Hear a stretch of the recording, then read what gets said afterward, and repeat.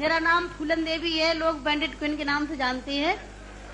और हमें पता नहीं था कि इतना संघर्ष करने के बाद हम जिंदा रहेंगे और आज आप सबके बीच में भी पहुंचेंगे, इतना मान सम्मान भी हम पाएंगे, ये हमने कभी नहीं सोचा था। 4 साल हम जंगल में भटके। आपको पता होगा कि हमारे हिंदुस्तान में नहीं कहना चाहिए ऐसे मौके पर, मैं कहूंगी, बताऊंगी जो मेरे पे बीती है कि हमारे सामंतशाही लोग, पैसे वाले लोग और खासकर मैं जात का नाम लूंगी तो लोग कहेंगे दुबई में जाके जात पुकारी रहेंगे। ऐसे ऊंची जाति के लोग जो जात पात को मानते हैं, हम जैसे गरीबों को, दलितों को, दबे कुचलों को, अल्पसंख्यकों को एकदम ये सोचते हैं कि कीड़े मकोड़े हैं, जो इंसान नहीं है। तो उन लोगों को मैंने बताया कि मैं इंसान हूं, अगर हमें तुम मारोगे तो हम भी चुप नहीं बैठेंगे, हम भी जवाब देंगे। और इसलिए मैंने कई दफे सोचा कि मैं आत्महत्या कर लूं, मर जाऊं, पर मैंने सोचा कि मरती तो हजारों लड़कियां रोज हैं। बताओ, हमें डाकू के नाम से जानते हैं लोग, डाकू, फूलन देवी डाकू। बताओ, मेरी 4 हाथ पैर हैं। कहते चम्मिल घाटी की है, चम्मिल घाटी की, चम्मिल घाटी मेरी माँ बाप है। अरे मैं माँ बाप से पैदा हुई हूँ, मेरा कसूर यही है कि मैं झोपड़ी में पैदा हुई, गरीब परिवार में पैदा हुई, दबी कुचली समाज में पैदा हुई, तो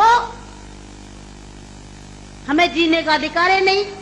मेरे भाई और बहनों, मैंने कोई बुरा काम नहीं किया।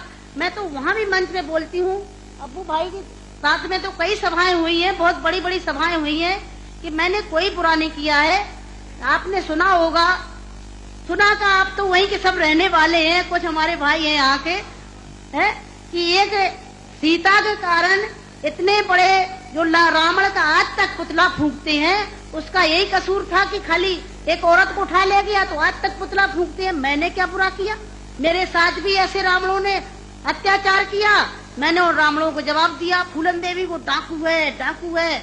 अरे वो तो माननीय मुलायम सिंह जी की देन है, नहीं नाम लेना चाहिए, जो आज हम समाज के अंदर खड़े हैं। और नहीं तो इतनी बड़ी साजिश रची थी, हमने कोई बुरा काम नहीं किया। जिन्होंने हमें सताया, हमें समाज में रहने लायक नहीं रखा, तो गुस्सा में इंसान अच्छा काम नहीं करता, गुस्सा में गलत ही करता है। और जो कुछ भी हुआ, अच्छा और बुरा सबक सिखाने के लिए कि हम जैसी बहन बेटियों के साथ अन्याय अत्याचार करोगे तो कोई भी महिला घर से बाहर निकल के और अपने अधिकारों की लड़ाई लड़ने के लिए मैदान में खड़ी हो जाएगी। तो मेरे भाई और बहनों, हमें तो डाकू घोषित कर दिया। जब मैं चुनाव लड़ने जाती हूँ तो सब एक ही भाषण रहते हैं, किसी के और कोई भाषण नहीं रहते हैं। बताओ, मैं डाकू दिखाई देती हूँ? क्या होता है डाकू? है, तुमने हमें सताया, हमें लूटा पीटा। डाकू तो वो बेईमान जो हम जैसी महिलाओं को लूटते पीटते हैं। तो मेरे भाई और बहनों,